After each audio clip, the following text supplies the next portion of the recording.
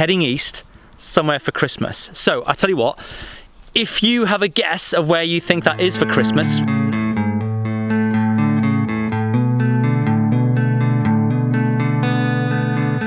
welcome everybody, Russ McDonough, aka the Nomadic Veteran, and welcome to this week's video of a Van Life 101, where essentially I'm giving you tips, tricks, hacks on how to make your van life journey experience all that much better. However, this week we're going to throw in just a little tiny little vlog just to keep you updated on where we are and all that good stuff. And yeah, so basically, if you watch the channel regularly, you'll know that we're thinking of heading east to pastures new. That's exactly what we've done. We are now in France, heading east somewhere for Christmas. So I'll tell you what, if you have a guess of where you think that is for Christmas, now we've got 8 days to get there, or 7.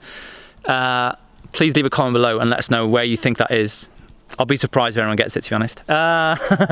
Anyway, I'll show you where we're parked up. So France, again, I'll tell you what,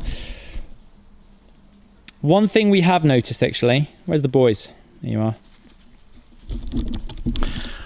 One thing we have definitely felt since we left Portugal actually was an ease of wild camping again. I don't actually know whether it's illegal in France or not. We probably should know that, but we don't. But when we were traveling through Spain and we were traveling, obviously we're in France now, just felt so much better about wild camping again. So that was yeah, it's nice. Portugal was great, but it's nice to be like, you know, we definitely felt a bit on edge when it comes to wild camping. So yeah, we feel better for it. Anyway, we're going to go for a quick walk with the boys, tire them out, and then we'll jump back inside the van and we will crack a 101 on the new rules and regulations for taking your pets abroad as of the 1st of January 2021. Good.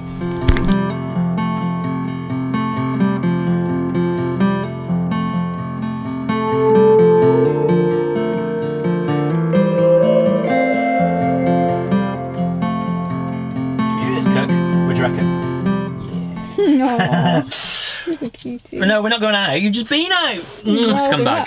Right. This week's video, Van Life 101. The first thing I wanted to just have a real quick chat about was the actual format of the video. So, what we've been doing in the past, as you would know because you've been watching, is we try and do the topic in hand in 101 seconds or a minute 41, don't we? Yes. A lot of the time I tend to go over. Myself and Gibbo were chatting and we were like, maybe we should slow it down because maybe there's certain, well, bits of information, maybe sometimes quite important information that I'm missing because I'm trying to get into that 101 seconds. You'd think I'd know how many seconds it is by now. So we thought we'd slow it down a little bit. So I'd love to get your feedback on, do you enjoy me actually trying to get it out as fast as possible in 101 seconds, or do you want me to take a bit more of a slower approach, explain everything a bit better so we're not missing anything out where someone's like, oh, I wish you told me that, Russ. It's quite important. So please let us know in the comments, dudes. Yeah, right, we'll get on to it. And we're not going to do it in 101 seconds. We're going to take our time. Because this is a really important topic. Because as Brits, we all love our pets dearly. So I want to get this right for you guys, okay? So, as we all know, we've left the EU, haven't we? Yes.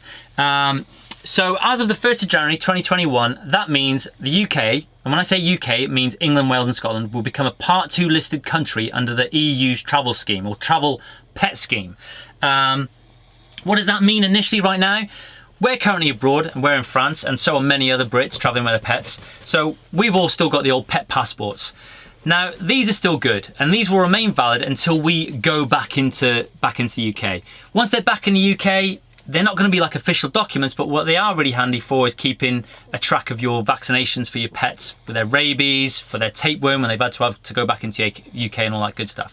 So if you're in the EU right now, or you plan to be before the 31st December this year, 2020, these are still good. However, on the 1st of January 2021, things do change. These will become null and void, and what you'll have to do instead is there are slightly few different requirements. First off, you're still going to have your pet microchipped. You're also going to have them vaccinated against rabies, and it's still going to have to be a minimum 21 days from the primary vaccination injection or vaccination that they then go abroad. The real big one is they now need an animal health certificate. and that is basically going to replace the passport. So the next question is, how do I get an animal health certificate?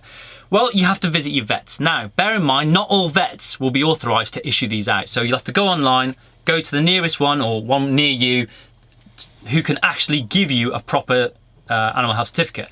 In terms of costs, we've never actually got one for the dogs before, so we've read up online, it's about 60 quid. As you can, if you've got a few pets, that's going to start racking up quite a bit. So yeah, not brilliant. Next thing is, how do you get one then as well? So what are the requirements?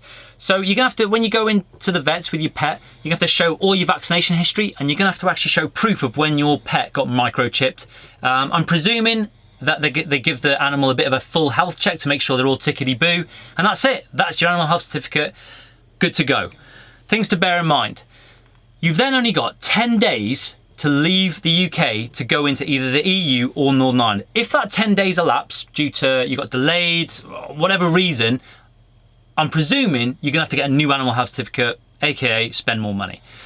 So you've managed to get into the EU within the 10 days of issue of the animal health certificate. You've now got 4 months to mince around France, Spain, Portugal. You don't have to get a new certificate for every country you visit. That one certificate will cover you for the EU. One thing to bear in mind, from the date of issue, you've got 4 months to do your travelling and then get back into the UK. Full stop. Can't be 4 months and 1 day. You've got 4 months from date of issue, not the date you went into the EU, date of issue, you've got 4 months of travelling and then you've got to be back in the UK.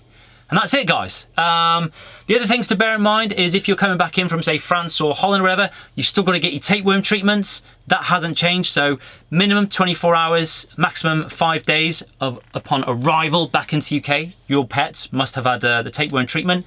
And that's it. So, like myself and Gibbo were chatting about this last night. It's not too bad. It could have been a whole lot worse, we think. So, you know what? Yeah, it's going to be a bit more expensive because the passports stay current for like 10 years or whatever, because every single time, oh yeah, in fact, I should mention this. If you're a repeat traveller into the EU or Northern Ireland, you have to get a new certificate every time you go in. So you go abroad in January, you spend your 3 months abroad, you come back, you spend your 3 months in the UK, you then get another certificate to go back into the EU. So again, the money is going to start racking up. Anyway, that's it on terms of what are the actual official requirements as of next year for taking your pets abroad. A Brucey bonus from me is have muzzles for your dogs as well. The first time we left the UK to travel, we caught the ferry into France, and the British ferry company were like, where's your muzzles? And we were like, muzzles? They were like, yeah, we're not too bothered, but over in France and Spain, they're really quite hot on the fact that if you catch a ferry, your dogs need to have muzzles on at all times. We've caught the ferry a few times. We even went over to Ibiza. No one really batted an eyelid, and the boys didn't have muzzles on. I'm presuming, again, that it's kind of maybe for bigger, more scary looking dogs. For Cavalier King Charles, come on. Cavalier King Charles Spaniels, come on. Yeah. Anyway, that's it for this week, guys. So, usual admin. If you enjoyed the video, thumbs up. If you'd like to leave a comment, and the comment can be, maybe you've had one of these animal health certificates before, maybe they're a lot more expensive than 60 quid, maybe they're a lot more cheaper, maybe we're being a bit like worst case scenario, or maybe you want to tell us what you feel about the format, 101 seconds, or take your time. Let us know. If you want to share the video, by all means, share away, and of course, lastly, subscribe to the channel. You know you want it. Anyway, until Sunday, let us to travel within the EU, you know what I mean? Oh, anyway,